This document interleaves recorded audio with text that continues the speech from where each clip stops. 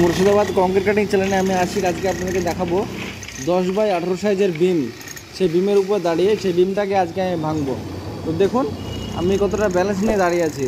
আপনারা এইসব জায়গাতে কাজ রিস্ক নিতে যাবেন না, কারণ সব প্রথমে আপনাকে নিজের ব্যালেন্স নিজেকে তৈরি করতে হবে। যখন দেখবেন কি যে না আমার ব্যালেন্স আমি ঠিক করতে পারবো, তখনই আপনারা এইসব জায়গাতে রিক্সে উঠবেন। দেখতে পাচ্ছেন কতটা রিক্সের কাজ।